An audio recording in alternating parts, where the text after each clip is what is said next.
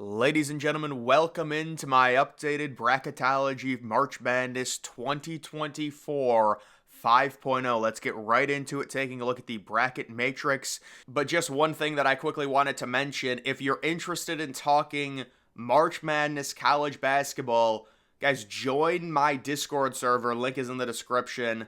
You do have a full consensus on all the one seeds right now. It's not surprising. Purdue, UConn, Houston, and Arizona, with UConn very likely being the number one overall seed. Even though UConn recently lost on the road, they got crushed. Purdue, we know, lost at Ohio State. Maybe there could be a little battle for the number one overall seed. You also do have Houston, who just picked up a very impressive home win against Iowa State, and then there is Arizona right now, a consensus 1 seed. Tennessee looking like they're a consensus 2 seed. Maybe if one of the top 4 1 seeds goes on a losing streak, Tennessee could take over and become a 1 seed. Also, North Carolina looking like they're solidly on the 2 line, even after kind of having a weird swoon recently. They are in the ACC. It's a forgiving conference, and they should be okay. And you also do have Kansas listed as a 2 seed, along with Marquette as well.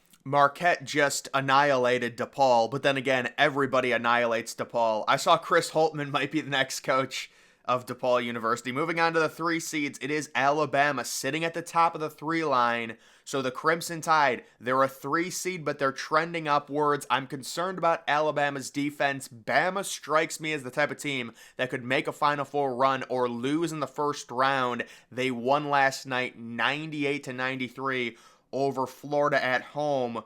You also do have Iowa State. Iowa State, tough loss on the road at Houston. It's not going to kill them, though, considering their analytics still are very good. It's a tough road game. It is what it is. Baylor, very solid team out of the Big 12. They've been very under the radar.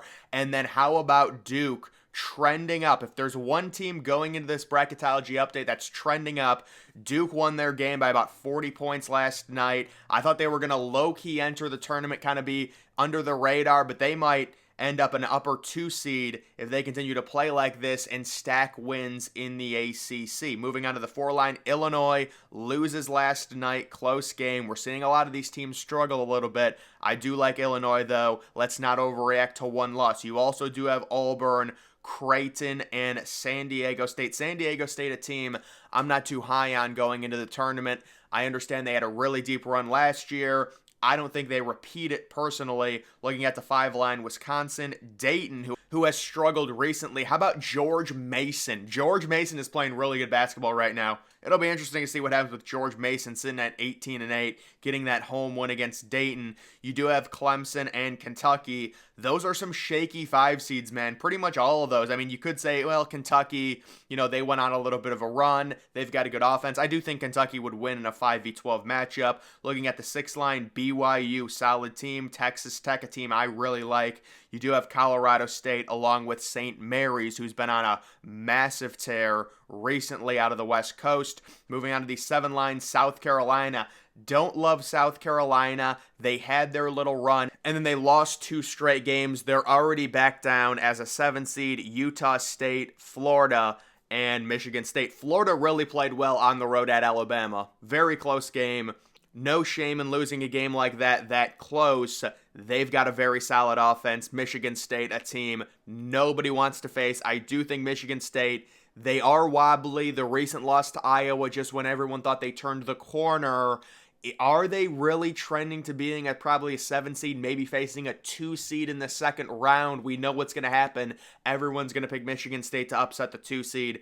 We will see. You do have Oklahoma on the 8 line. Washington State looking to make the tournament for the first time I think since Tony Bennett was the coach there, I was reading. You do also have TCU and Florida Atlantic. We know they made the Final Four last year. They're in a very similar spot this year as they were last year. The season is basically playing out the same way. I'm not saying they're going to make the Final Four. They could lose in the first round. But I'm just saying their team profile is very similar. You do have Texas as a 9 seed, New Mexico, Virginia, and Northwestern. Really not high on any of those 9 seeds. Maybe New Mexico. Virginia just got destroyed by Virginia Tech. on the road. I believe that happened on Monday night. Boise State, Mississippi State, A&M, and Nevada on the 10 line. A&M has high upside. They perform decently well against quad 1 teams, but they're very inconsistent on the 11 line. You do have Nebraska. So this is very important. You look at the amount of brackets they appear in because these are teams on the bubble. Nebraska appearing in 104 brackets, so a lot of people think they should be in, and they might get to avoid a potential first 4 matchup. Butler, a little bit less consensus. They're only appearing in 83 brackets. You do have Ole Miss also on the bubble. Gonzaga possibly going to be appearing in a first 4 game. Seton Hall, there was something weird. There was a weird glitch with Seton Hall where like Vegas had them as like the 6th best odds to make the Final Four. It's interesting, but no, it's just a glitch. And then how about Grand Canyon? 106, possibly an 11 seed. Grand Canyon is moving up. That's a crazy high rank for them out of their conference.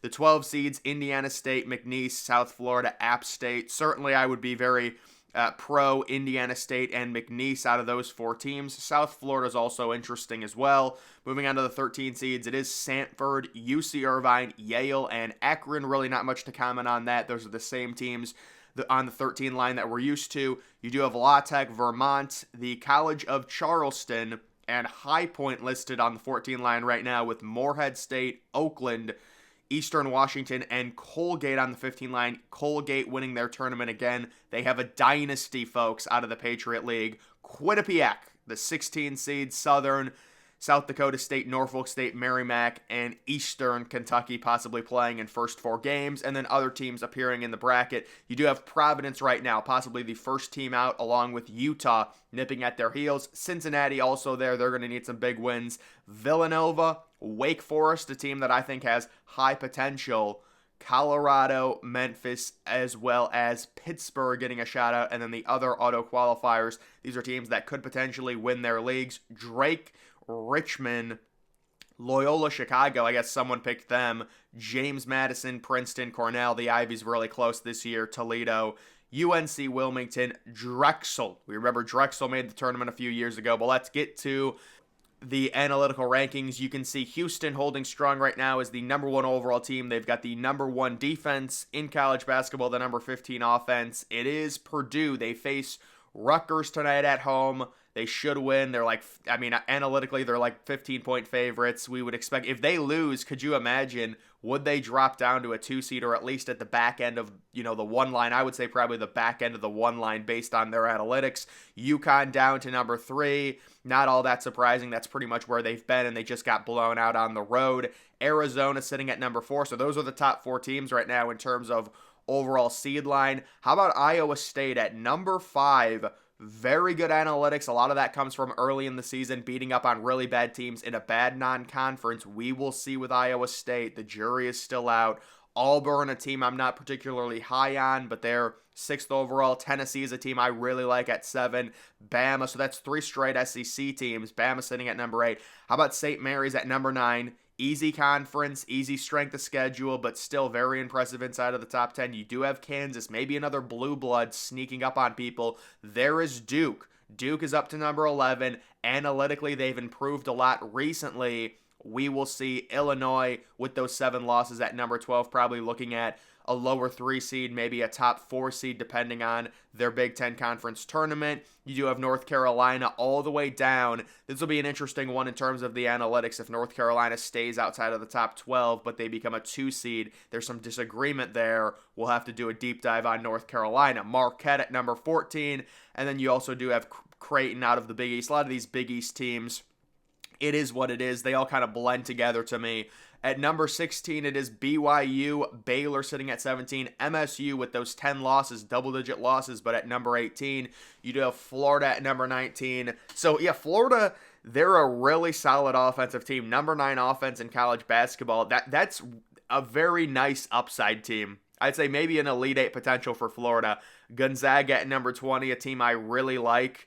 We'll see if they get into the first 4. I would prefer they just make the tournament outright because it's very annoying picking a first 4 team to go deep into it because they could lose before even making the actual tournament of 64 teams. Kentucky at 21, we know their defense not great. Wisconsin at 22, they've fallen off recently. New Mexico, Wake Forest inside of the top 25, along with Texas. And then San Diego State, analytically not liked at all. Their offense is an issue, and I could see that rearing its ugly head if they are in like a 4v13 or a 5v12 matchup.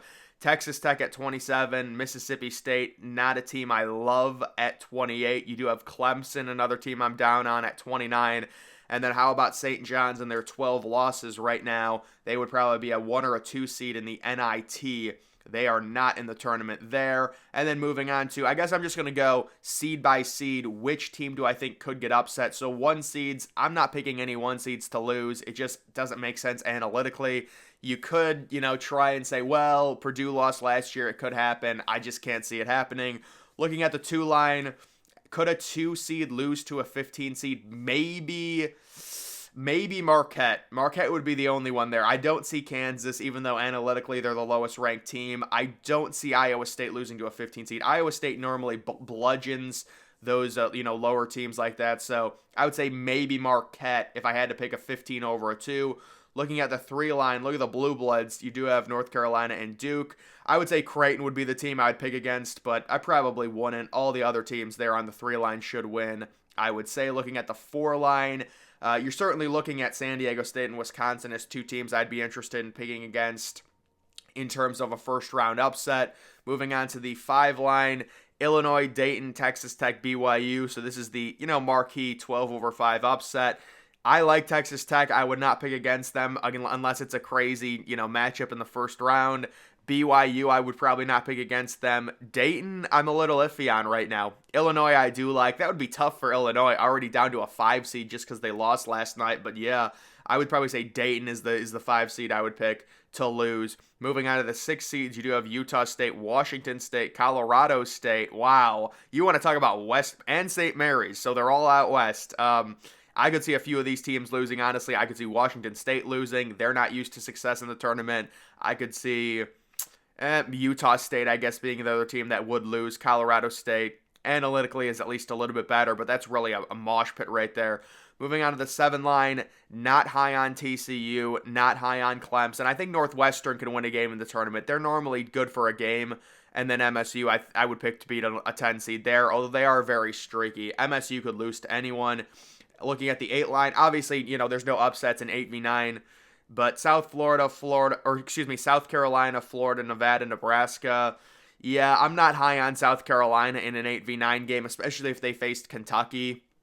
You could see the 9 seeds, Kentucky, Oklahoma, Providence, and Boise State. Kentucky, Kentucky, very high upside.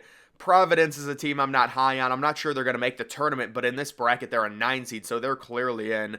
And then Boise State, they could be good for 1 win, possibly beating an 8 seed. Looking at the 10 line, Texas, Mississippi State, New Mexico, Virginia. Virginia could be an annoying team to face, depending. Like Virginia versus Clemson, I might pick Virginia. Well, they're not going to do that because that's ACC versus ACC, or at least you don't think they'd do that. But those 10 seeds are not the best. The 11 seeds, you do have Butler and Indiana State making it as an 11 seed. Indiana State, that'd be interesting. Grand Canyon as a 12 seed. A lot of people are going to be picking them. FAU is a miserable team to face if you're a 5 seed. James Madison, I'd be fine with facing James Madison. And then Princeton. Princeton's a pretty weak 12 seed in my opinion. Moving on to the 13 line. Yeah, I don't know why they have Princeton over McNeese. But McNeese listed as a 13 seed. Looking at the analytical ranks, that's very important. See, 64th analytically, 13 seed. That is a brutal team to face if you are a 4 seed. Sanford as well on the 13 line. UNC Wilmington, UC Irvine.